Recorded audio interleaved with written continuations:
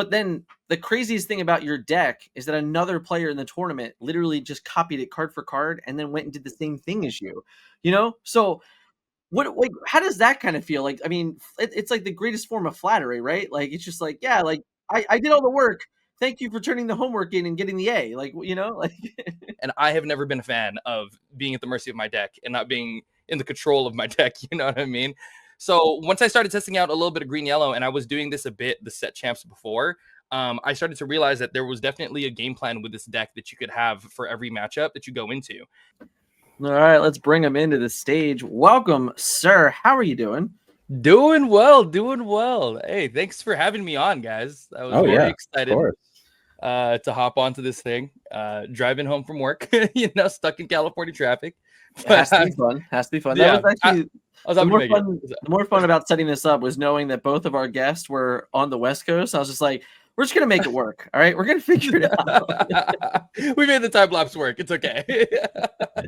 We've bought time before without chat now. So yeah. That's okay. This time it's all my pleasure. So don't even worry about it. I'm glad I could be here. Love it. I love it. So obviously you had a pretty awesome run this weekend, and your like story is a little bit more unique because while you didn't run it back, as some of the other players did that like come out like Jordan and Tyler, you had a great day round one in the first event. But then the craziest thing about your deck is that another player in the tournament literally just copied it card for card and then went and did the same thing as you. So how does that kind of feel? Like, I mean, it's like the greatest form of flattery, right? Like, it's just like, yeah, like I did all the work. Thank you for turning the homework in and getting the A. Like, like genuinely, it was so funny because like, I guess I could kind of get into the way that the format of the tournaments worked, right? Like that first 10K, it basically landed up into the 2-round buys of the 15K, right? So I'm playing all the way up until top 8. I'm playing top 4. This is all the morning of the 15K, and then I'm playing the finals as well too. In between of me losing the finals to Jordan, great player by the way, I have like 10 to 13 minutes to shovel food. Yes, like to get the shovel food into my mouth and grab a cup of coffee, which I did not grab, and like get into my round 3. And sure enough, it wasn't the easiest, right? I didn't realize how tired I was until I was finished with finals because all of my hype was in like finals basically. Yeah. Once I got into, I want to say it was like round 4, round 5 or something like that was when I took my first L of the 15K, and it was completely and purely due to a misplay. And I just, after I realized what it was, because my opponent, I was actually the one who told me that I had made the mistake, I genuinely laughed. And you could ask him as well, because I was like, dude, I am so tired. I didn't realize how tired I was. And I didn't realize how much I needed some form of like caffeine or some form of drink to like keep me up. You know what I mean? So right after that, I got the coffee and was, able to kind of steal myself away a little bit at least. But yeah, dude, it definitely was a lineup thing. As for Hal, doing as well as he did on the 15K, it's funny because he came up to me like after I went like X1, and he was just like, dude, I just want to let you know I copied your deck card for card from the 10K, like from the first event. I saw you got first after Swiss, and now I'm undefeated too. I want to say thank you, man. It was awesome. And I'm just sitting there like, I'm happy for him, but I'm like, that's awesome, bro. I wish that was me again. That'd be awesome. It was pretty funny. So shout out to Hal though. I'm glad he was able to call it well. Yeah, it was funny because when I think I interviewed him after his 7th win, I believe. I think he was on the feature in round 7, and I remember just saying like, did you just like see how the deck did and just run? He goes, oh yeah, no, I just copied it card for card, like straight up, so he wasn't selling it. He's like, no, like this is all his work. I'm just here, like I'm just living from it, He was valid, which is okay. And that's why this deck became like one of the more unique stories to me, because you're talking about 2 different players, 2 different tournaments, mostly the same meta breakdown. Like if you really look at the stats for the 2 days. But 8-0-1, right? You went 8-0-1 in day 1, and I asked a bunch of people, like, how many times have you ever gone 8-0 in a tournament? Like, how many other tournaments can you say, like, yeah, I started 8-0? Like, it's not an easy thing to do. How did that make you feel? Right. Oh man, it felt great. Genuinely, when you have something solved like that, once you start getting through the tournament and start getting through your matchups, you start to realize that like your opponents really are not ready for you. You know, like they're not ready for you. And it feels like you can't really lose. Like they probably got up to a point, and like it's not even like me being overconfident or me being too cocky about the feeling. It's almost like every time I loaded up against a Steel Song player, I could tell they didn't really know how to handle my board. You know, they didn't know how to handle my cards. They didn't know how to hold their cards. You know, they didn't have a game plan to rush me down. Like they were all like kind of scrambling. You know, they're struggling to be able to deal with me. And so then once I hit that point, probably like at 6-0 or like 7-0 or something, I realized like I don't think there's a way that I could lose anymore until, you know, I hit the finals. But yeah, that's kind of like the moment that you feel, and it's like it's a great feeling. Don't get me wrong, it's totally a great feeling. So yeah. And you know, we talked about that you know, that on the stream that day, because I think you were also on stream for your 7th win, and then you had the pair down. So you had to go and play your 8th round. You know, you're just like, no, I can't even have that round off after starting 7-0. Not good enough. Yeah, I did. I mean, not too much to call him out or anything like that. But you know, everyone who ends up 7-0 and stuff, you know, it's 2 more wins, gets in the top cut. You know, we just ask for the ID, right? And like I asked him for the ID, you know, and I wasn't sure if he knew what I was on.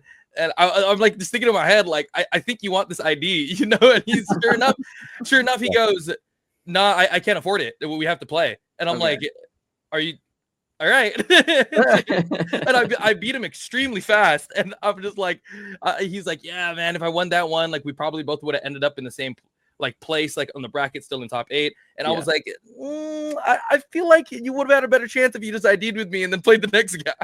Yeah. You know I do have a really, really fun question for you. All right. In your 9-round tournament on day 1, how much lore do you think you actually gained? Dude, that is a great question.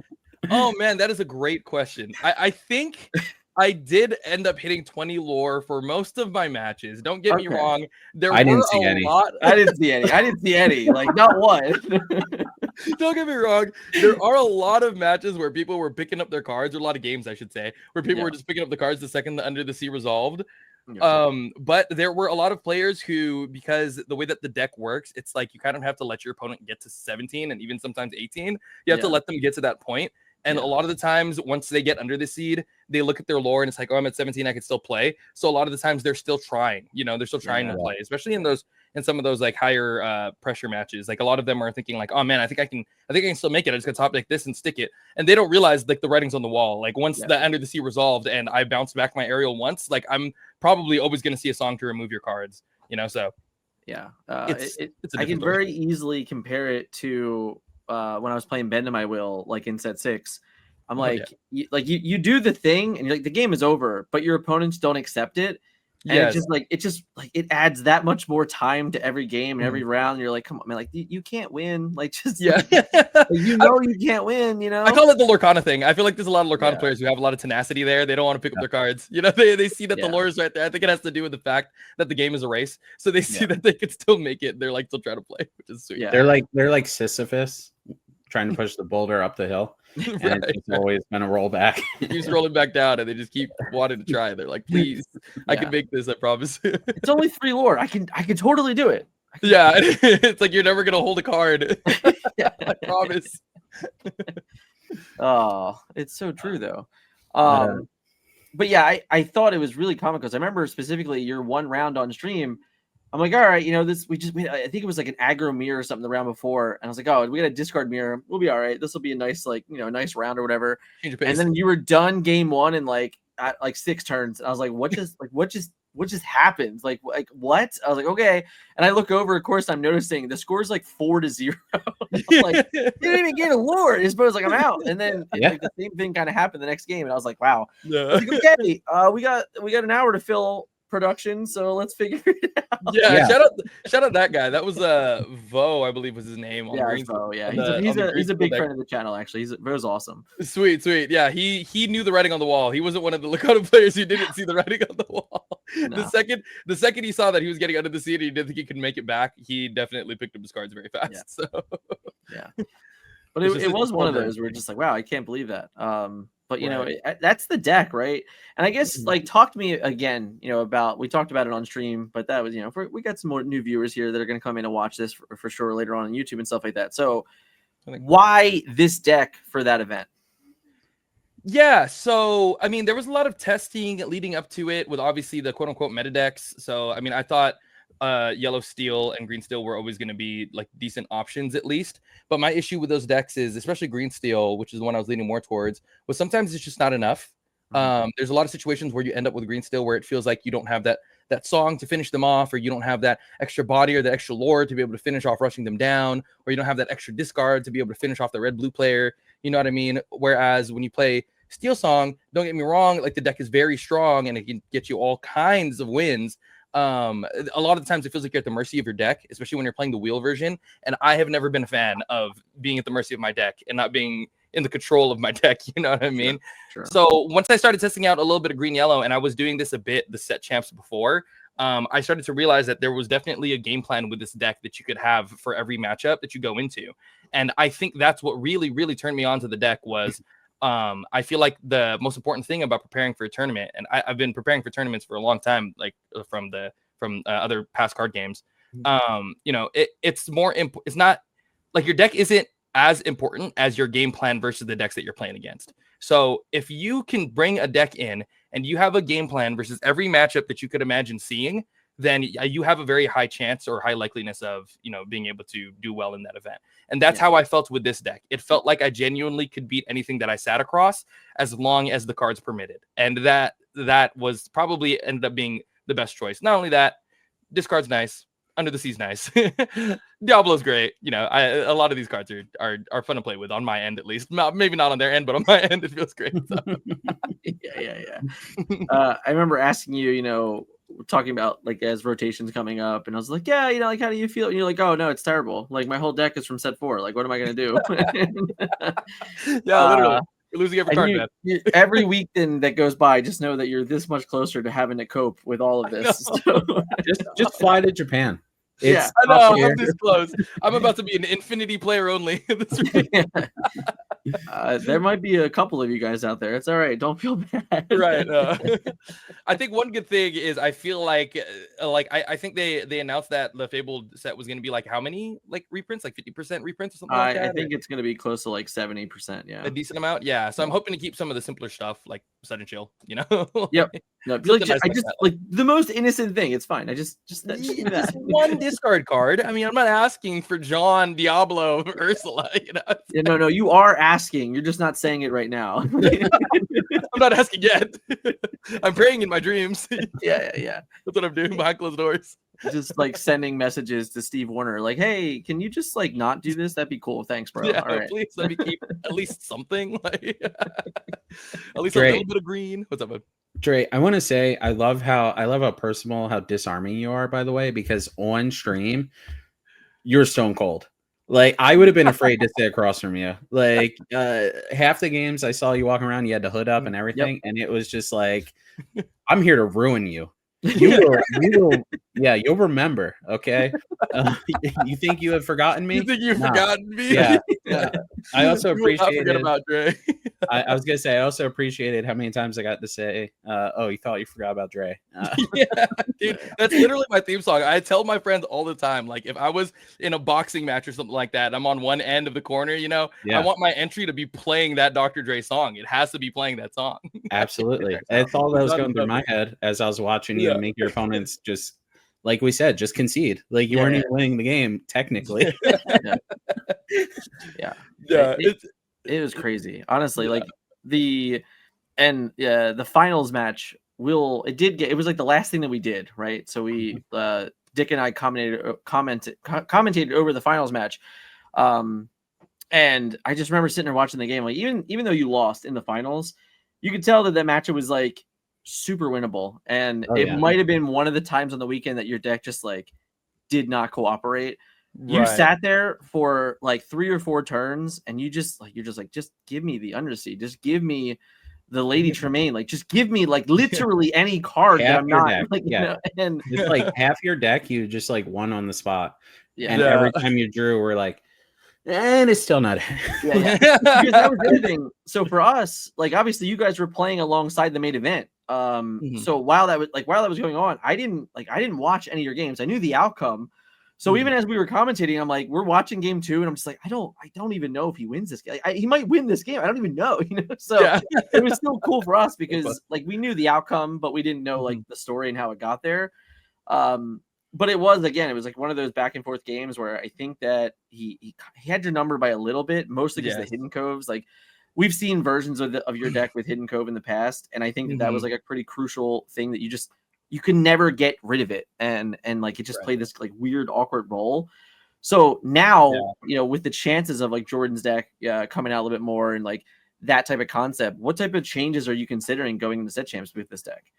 So again, the one of the bigger things was I felt like I always had a game plan for every deck. I think that was where my weakness showed, where I genuinely thought I had a game plan for every deck, except for that one.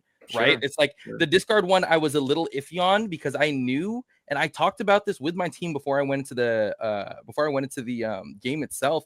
I was even thinking like my mulligan game plan has to be completely different, right? Like I don't want to fight with him on the Diablo ground. I don't want to fight with him in Diablo battle. He beats me in the Diablo battle any day of the week. He has way more evasives than me. So that is like 4 times the amount of Diablos as you. Exactly. Well, yes, exactly. That's true. There's like 5 different cards. They were all named Diablo. Exactly. But no, so basically, I think what had happened. I mean, going into my game plan, I don't mind talking about like the way that the mulligan plan works against a lot of decks.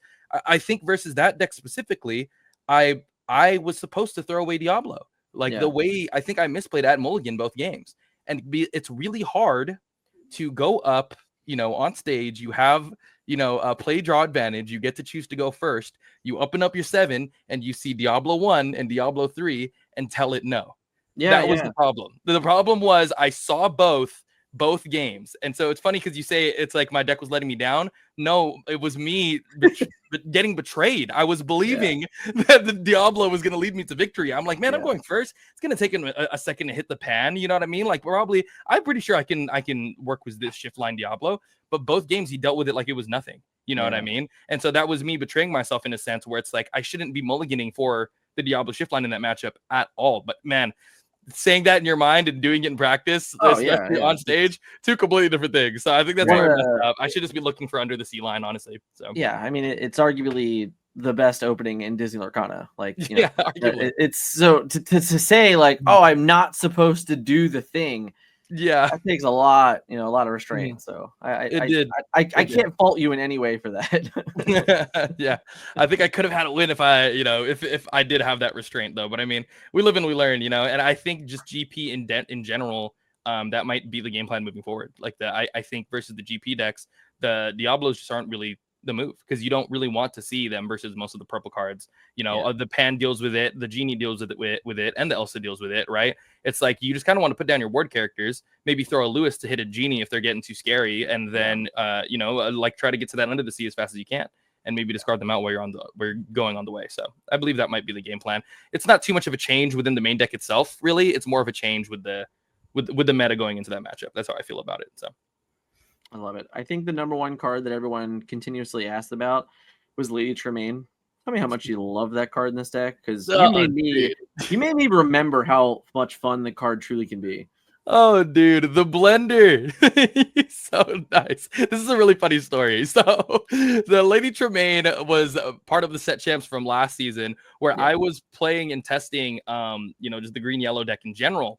And I'm sitting there, I'm testing it. I'm thinking about like what I could change, what I could fix in it.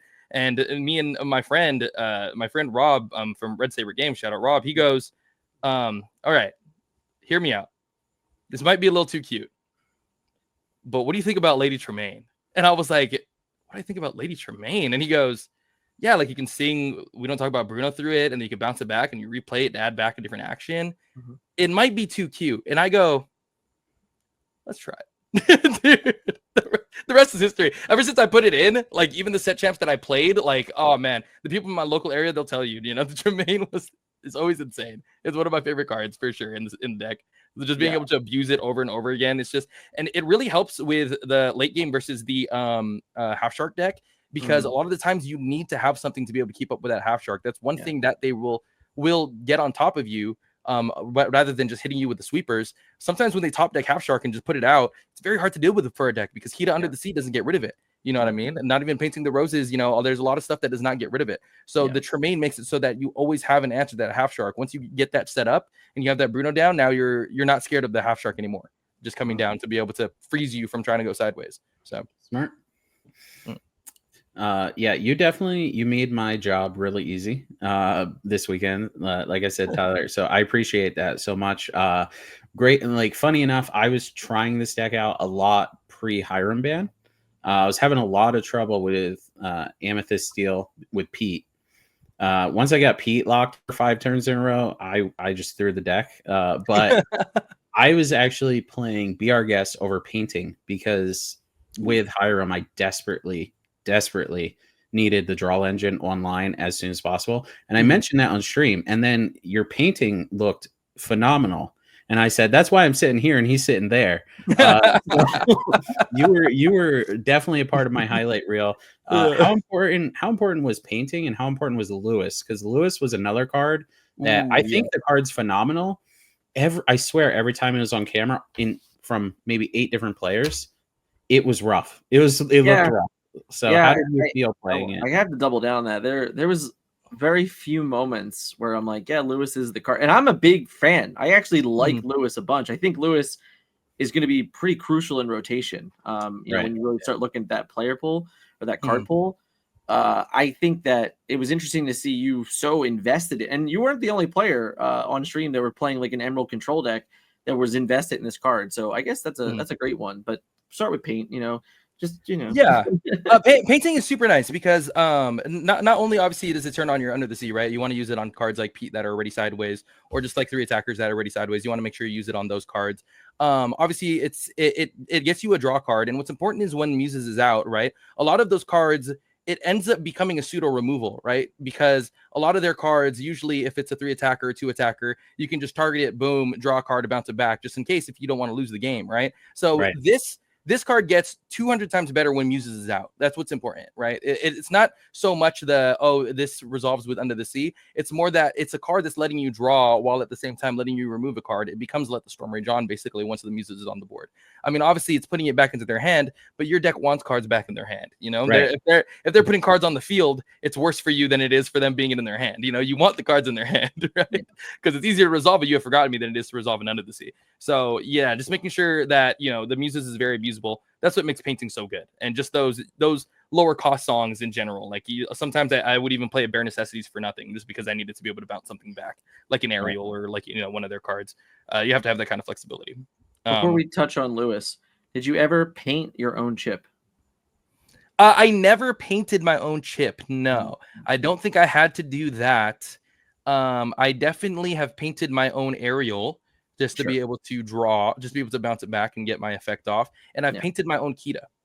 Painting is insane. Okay. Yeah, that one's a really good one. That's a really good one. Yeah, I just know that like when Chip first released, people are like, "Oh, how come they're still not playing Daisy because you know Daisy can bounce back." I'm like, "Well, Chip, like sometimes you need 3 strength. It's actually really important." So like, but nice. You know, the idea that paint can, you know, it can give you the option to get it back. I think is nice. But yeah, so what about Lewis? Was Lewis good? Was he bad? Do you love him? Do you hate him? Is he still? Yeah, now that you bring it up, I think Lewis did perform poorly on stream, didn't it? Because all of my Lewises were insane versus the aggro decks in Swiss. Okay, I think that's the problem. I mean, if it got you where it needed to get you, then dude, So one game, my scariest game was against Chernadogs. And that was my scariest game of day 1, right? I think that was my 5th round right before I went up on stream. And obviously game 1, I get absolutely rolled because I don't know he's on Chernadog. So my mulligan is terrible. And he just completely dogs me out. I was like, all right, well, now I know what he's doing to me. You know, I think game 2, I resolve an Under the Sea. Game 3, it's scary because he's going first. So, you know, I'm sitting there like, oh, dude, what am I going to do? I mean, it's Trinidad and they're on the play. I'm playing this control deck and I need to be able to get to the Under the Sea as fast as I can. What are my other options? And I remember I'm like, oh, dude, Lewis is an option. Okay, let me see how that works. He ends up getting like the curve where it's like Daisy, Daisy, Lady Daisy. And I'm like, any other deck, you see this and you lose the game. You know what I mean? Like, how did you get out of that? You know, he quests with 2 of the daisies and he gives me 2 Lewis. At that point, it soloed his whole board. One Lewis turns off one Daisy, and then the other one has to turn sideways because he wants the quest to win the game, right? And then that Lewis will kill that Daisy. And then there's a third Daisy, and the Lewis is still alive after crashing into 2 Daisies. Right. So it's killing all 3. Dude, that thing was an alligator. It was literally All right. I think it was eating. All right. Fair enough. For Fair everyone enough. that's been asked about Lewis, there you go. It's a Daisy Chomper, man. It is a Daisy Chomper. That's what makes it insane. And it will be now until forevermore because exactly. Just remember that. If you need to deal with daisies, especially that multiple daisy boards, because the players who are slamming that, they feel real good about themselves. They're slamming daisy after daisy. Man, hit them with a couple Lewises. They won't know what to do. They're scrambling. I love it. What about I guess just the vibes of the weekend? You were there. Did you play in the team event also, or do you not check that one out? I did not, unfortunately. I wanted to play in it, but we had to return our car rental at 7 p.m. So it was cutting it just a little too close. Sure. To be able to get to our flight and stuff like that. But I did end up pulling up just to kind of say what's up. And funnily enough, I walk in and there's Tyler on table 1 again. And I'm like, I literally am yelling out dude, you're still playing? How much money do you need this weekend? I'm like, bro, you're going to take it from everyone. Go home. He wants to be a featured player next time. I'm not kidding. He was literally taking pictures with the trophy playmat, and the judge is coming over like, yo, you need to come play now. And it's like, what do you mean? I said, play now. Where are you going? He goes, I got to play in the team. I'm like, bro, all right, and then he just wins it. He just wins it. He just wins it like it was nothing. I was like, dude, take a break, bro. Save some for the rest of us. What is happening? But he had an generational run, man. Oh man, he was great. He was great though. Top 4, I think, for the 10K, and then he got first in 15K and first in the team one. So that's insane. That's a great run. But yeah, the vibes of the weekend. PPG's great. It was actually a great event. I honestly, even though as tired as I was going back to back in those events. I would do it again. It was really fun. I liked the format of what they had going on. The side events that were running consistently. There's all kinds of different events going on. I love all the card games that they were basically showcasing. Everything was great. So I mean, it was great. It was a great place. I can't wait for Denver. Really. Are you coming to Denver? I believe so. I'm getting the okay from the top choice guys. So I think it's happening. I think it's happening. All right. I think we might have unofficially had our first featured player of the event. I don't know. It's totally possible. You never know. Hopefully. Here we go. Let me know.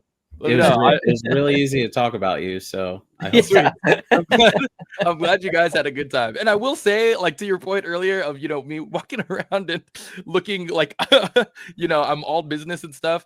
That is just something from Yu-Gi-Oh! I swear, it's not it's a different in the cold world in that card game where not everybody is as nice as everybody in Lorcana. That's one thing that I was talking to the guys last night about as well too. In Lorcana, you can sit across your opponent and you can have a lot of fun. You can have a great time all the way up until round 9. In Yu-Gi-Oh! It's not like that. Everyone's out for blood. Yeah. And it's part of the winner mentality, I guess you could say. But it's not something that I necessarily want to bring into this community. I love that I could, really talk to people and really. I think that stage, I think that's beautiful, and that's a great thing in this game that I don't want it to lose. So yeah, I think that being all business in the game is totally fine because and I will say credit to you, the read was tough because after you'd won the game, I'm like, okay, I haven't really seen him talk much, so hopefully he's gonna be okay. And the moment we started the interview, I'm like, all right, we're good. This guy, he's great. This is fine. Hey man, that's it. Listen, poker faces are poker faces. You got to take them. Which is nice though. But I did a little bit of research here, and it looks like you have from time to time you've dabbled in content creation. Here and there. I think during Yu-Gi-Oh! Master Duel and stuff like that, when that dropped, I had a decent following for streaming at that point, and I was doing a lot of online client stuff. There was point in time where I would go to locals and I would also, record a little bit of my gameplay at locals. I had the shoulder cam. We called it the UAV. We had a little shoulder cam right here, and it was kind of a POV of me playing locals and stuff. And I mean, don't get me wrong, that's something that I would love to continue doing in the future, especially for Lorcana. Lorcana is great for that. But I feel when I play Lorcana, I'm very focused on the competitive nature of it and just being the best that I can be. And so it takes, I mean, hats off to you guys, seriously, because no. social media creation. the comment you just creation, made it's like a question that I've been asked like a bunch of times, and the way you had just said it is completely, it's a complete fact. Like you're like, I want to just be competitive and I just want to focus on that.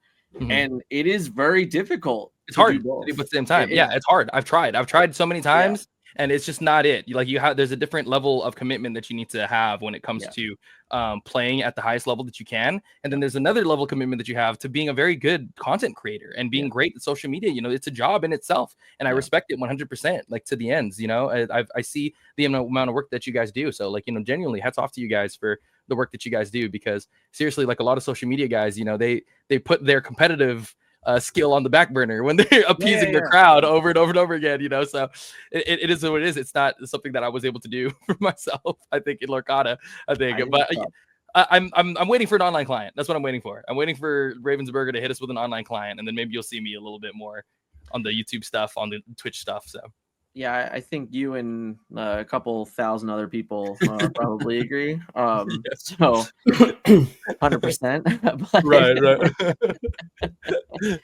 Can only do the webcam for so long, Oh yeah, it's tough. It definitely is tough. But that's kind of just, it's fine. It is where we are. I guess like before we let you go, we had a couple. Did you hear everything about the Lorecast today? Like, did you follow along for that? I was working. I heard a little bit about it. I mean, if you want to update me, that'd be awesome. Yeah. So basically, they confirmed the DLCs are 2048 players, but the attendee badges seem to be uncapped, which means so like it means that these buildings are being presented to be pretty large tournaments. So like obviously the competitor is, that is the end all be all. We all want to be playing for a nationals invite and things like that. However, I feel like going to these events with the DLC promos, the non-foils, even like that on the line and side events and stuff like that for points, them being uncapped is very interesting. So I guess, just it is like the only way you're going to go to a DLC if you get a competitor badge, or like could you see yourself like, maybe I can just go for it and hang for the weekend, vibe on Lorcana side events? I could definitely see it if maybe it's some of the later ones, right? Like if I don't get into Milwaukee, I'm not sure if I'll be able to, if I'll want to go to Milwaukee, just because it's coming up pretty quick. As for the January and the July event, like if I only get an attendee badge, I'll absolutely go through. I'll make time for it, right? But yeah, I mean, side events aren't that bad. I've definitely been to an event and done a lot of side events. And honestly, it's really not bad. Those prize walls are pretty worth it. And it's like, you can do a lot to just, grind it out and just keep going. And just, kind of like cheer on your friends and stuff like that and hang out, because the way that they run the Lorcana events, I will always say, I don't really have a gripe with that other than best of two. Like everything that they did, like basically the last challenge season, it always felt really homey. They always had great events being run. The prize wall was always well done. The venues were always great. They had badges for you. They opened up at good times. We got home at good times. I felt like everything has always been ran pretty smoothly. So I wouldn't mind going to an event with just an attendee badge. Okay. Nice to hear. Dick, any final questions for our friend here? No, and I just want to say I hope you're at all the PBG events. I hope PBG is watching right now, because I mean, you've got the exact personality that I would think they would want to showcase. Like I could not hear the interviews, some behind the scenes stuff. I couldn't hear the interviews, so I just thought you like got on the mic. I was like, I'm here to take all the money, like But like as soon as I heard you, villain. As soon as I heard you start talking, I was wondering, like, does this guy make content? Like, personality through the roof, play skill obviously through the roof. So it was an absolute pleasure watching your games, commentating your games, and I hope I can do it again soon. Thanks, man. You guys have been great. You guys have been super hospitable. Everybody subscribe to the Forbidden Mountain, all their stuff, like their videos, like their channels, all that stuff. Make sure you shout them out, do what you can. For me, I guess I'll just hit a shout out to Top Trick Gaming, obviously my sponsor. Shout out them. They just hit 4 years in business out in Redlands, California. So boom, they just did like a ribbon cutting thing. It was pretty cool. Congrats, that's awesome. Yeah, shout out to Dio and Kron and them. And they're having their set champs on the 19th coming up. So I will be there. If anyone in Redlands, California wants to come through, I will be there defending the crown, or trying to defend the crown as best as I can. And bring your pizza. Oh, shout out to Judge Phil. He told me to shout out his Judge IE Phil. Enchanted website. Yeah. So if you guys love are it. ever in the area or anyone in SoCal, check out ieenchanted.com. That's where you basically go to see where all the tournaments are at in the nearby area. He basically laces up the entire website with just set champs, big event, locals. It's like you just go to the website and you know what's going on for the week. If you Awesome. want to play some Lorcana. So jealous. So, yeah. It's pretty sweet for our area. I suggest a lot more people doing it, or maybe Phil, expand it. Not just IE Enchanted. Let's start going global. You know what I'm saying? I don't know how much money. Just give Judge Phil more work. It's fine. Hey. ICL, LC. He's got that ICL money, all right? Runs all of it. Just give him more work. Totally. I know he does so much work on the back burner by himself to come back. It feels awesome. So, big shout out to you guys. Obviously, it's been great. Shout out to PPG. It was a great event, and I'm excited for the future ones. Really am. Love it. Well, thank you so much for running home and joining us this evening. I will let you go so you can get a proper dinner and everything like that. And hopefully we get to see you in Denver in a few weeks. Pretty much. Yes. I'll hit you guys up. You guys have a good one. Okay. Thank you. You too.